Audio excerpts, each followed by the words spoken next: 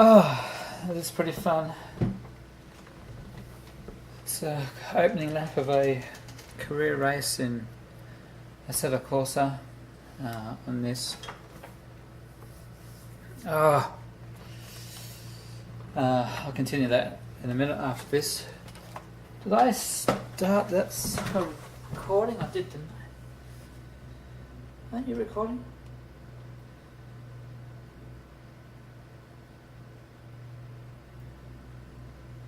You little...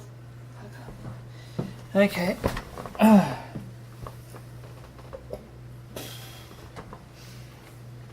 Okay. Thought I was recording just then, but I wasn't. Hopefully I've got the screen capturing my voice. Let's see. There are a few little discoveries I made after I bought one of these.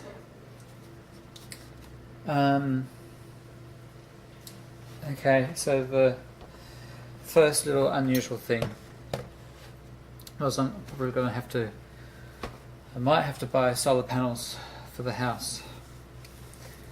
Let me just get warm again. You'll see why. This is winter time, but when you wear that, it's like a warm jacket. So when you stop wearing it, you've got to put your warm jacket back on. Like so. So, yeah, solar panels.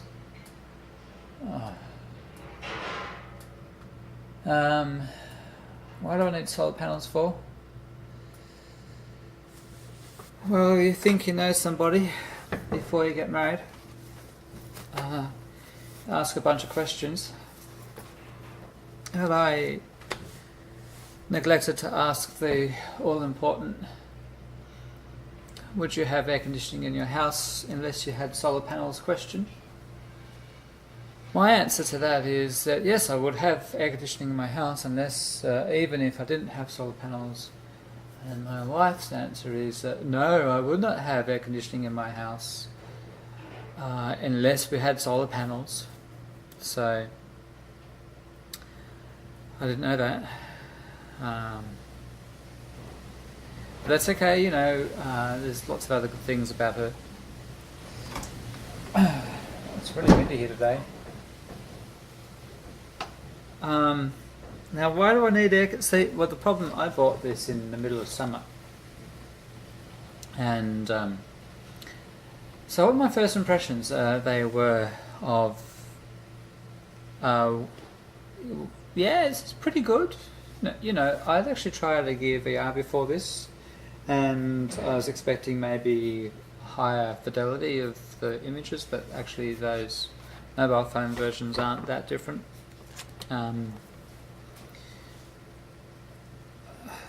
And what else do I feel? I felt a bit of disappointment because I've suffered from motion sickness in my initial choice of game. And the other thing I felt was really hot. In here in summertime, this is not an air-conditioned house, this is a pretty warm place. And so I felt like I was cooking my brain, and that wasn't helping either with the horrible sensation that I was having. So the first game I played was a thing called War Thunder, which is a flight sim. It turns out that's probably not a good first game to play. Yeah, don't play a flight sim game because, as you know, well, as you read, if you have, aerobatics actually makes real people really sick in real planes. So if you're trying to recreate the real situation of motion sickness, then putting on something that tries to make you feel as if you're actually there, like one of these, actually recreates the same sensations that you would feel, which is the need to vomit.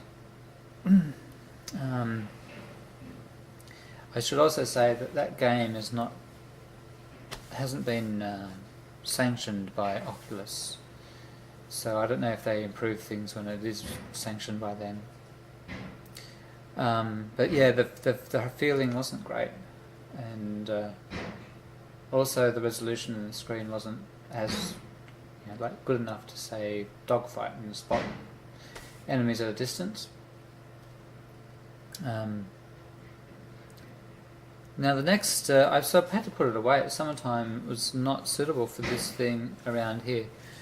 After a couple of months, probably getting a little bit cooler, I decided to try Elite Dangerous, and I thought that would be possibly worse, but I wanted to try it anyway because I was sort of a bit upset that I'd got this thing. I needed it for other things, but I got it and I still hadn't really enjoyed it that much myself.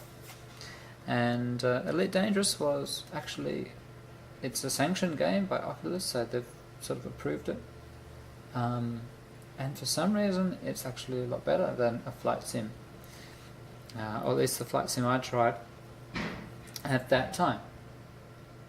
Now, the reason I think that the flight sim for me was really bad and the space sim wasn't so bad is the horizon. In a space sim like Elite, there is no horizon, and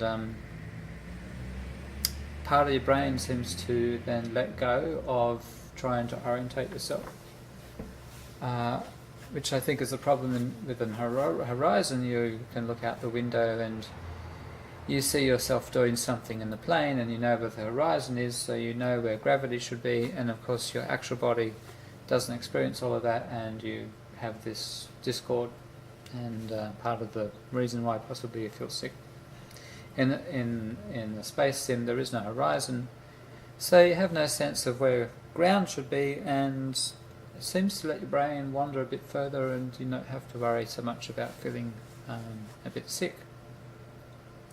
But that didn't stop me having some other odd sensations, and I wasn't entirely happy still. There seemed to be a transition point when you put the thing on, you'd adjust to that, and then I was finding after I took it off, I also had a transition for quite a while, walking around afterwards. So what happened next?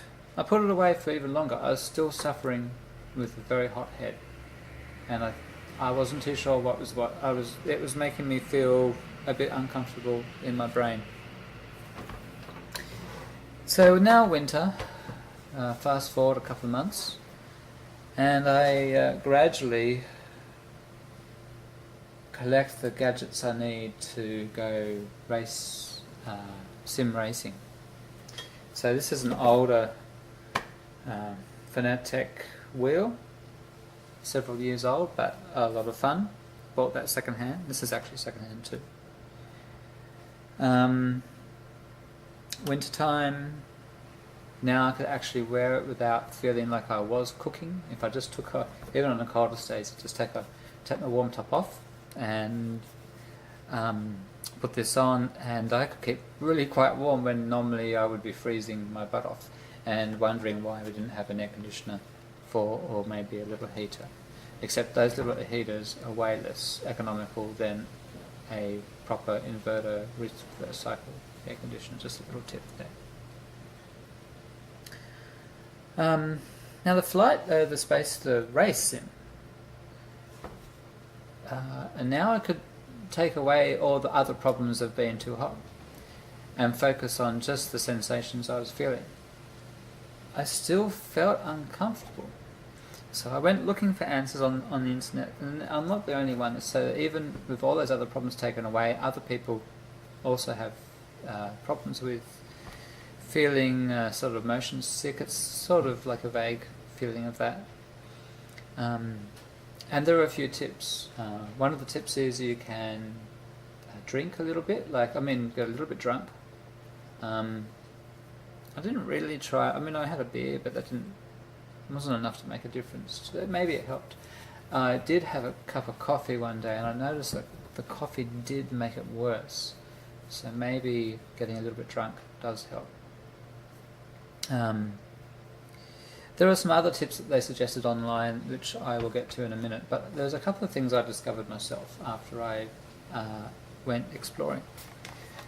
One thing I noticed when I was feeling this horrible feeling. It wasn't really motion sickness, it was just a feeling of discomfort, like your eyes were struggling, something was pulling at them. I decided that I should really focus on getting this lens really clean. There was a few smudges on there, just faint, and I think part of my brain was getting confused. When you move around, the smudge followed me, so I could tell that was happening. Now I don't know why. I don't wear glasses. Maybe people who wear glasses get that. They have to keep them clean so you don't feel. So I cleaned the lenses, and that immediately seemed to take away, let's say, 20% of discomfort or something. Yeah, it seemed to help. Then the next little thing I had set, so part of this is let's just switch to sort of review mode for a minute. Part of the art of these things is learning how to put them on and how they rest on your face. I don't know if you can just pick it up immediately. I would say that most people would need several hours to figure out exactly the right sort of feeling and sensation that this has when it's on your face properly. And in that initial setup period, when I first put it on, I put on my face what I thought was the right way. I probably wore it too tight. I think most people wear it too tight. And I also moved this little thing around here, which is, when you look close, well, I won't move it because I'm happy where it is, but it moves the lenses in and out. So I had it on and I was looking through it, and I felt for some reason the image looked better when I had it, and it turned out it was pushed all the way to one side. Now either that was the case, or maybe it got bumped all the way to one side. I'm not too sure, 100% sure on that. Because now when I try it on, and once I had figured out how to wear it properly, and I realised how the sweet spot worked, when you move it around there's this nice sweet spot where the clarity is a lot better. I then went back to this and I adjusted it to be more, not better looking, but more comfortable on my eyes, and I realised that this might have been part of the problem. So when I moved that to a new location, it felt like I took 50% of the discomfort away. So just beware of that. Clean lenses. Make sure this hasn't been knocked, or readjust it after you've got used to using it, because I think some of the eye strain and some of that discomfort is possibly when these things aren't set properly. And once I have got it all set up now, if I move it a little bit, I notice it doesn't really change image quality that much, but it does just feel a little bit more comfortable. Okay, now there's some other tips from online. The main one I remember, which I decided to try because it's easy to try, is just getting used to it. So practicing. Essentially, your brain will adapt and get used to these things. It will start to understand a little bit of what to that it's not about to. It's not been attacked by something bad you ate. And so I played using it for maybe a half an hour each night, and then maybe a bit longer for a few nights. And I'd say after 5 nights of playing it for like an hour a day, that whole issue that I was suffering from seemed to have pretty much gone away. So I can now put it on, and I immediately don't feel weird. I got used to that. I can play with it for a while. I can take it off. I can walk around the room. I can then go back and put it on after just a few minutes, and I can take it off again. And I don't have this horrible transition period where I was battling for a while just to feel normal. Whatever's happened, I can now flick between the two states. I do think there's definitely something that your brain has to get used to when you have this on. because there's a lot of conflicting information coming in, and then your brain does get used to that, and then there's another thing to learn, is that when you take it off again, to quickly readapt to the real world, because I'm pretty sure for a while that was definitely happening, that I was my brain was got used to this and then couldn't readapt. Anyway, so that's that. Quick review of this whole setup.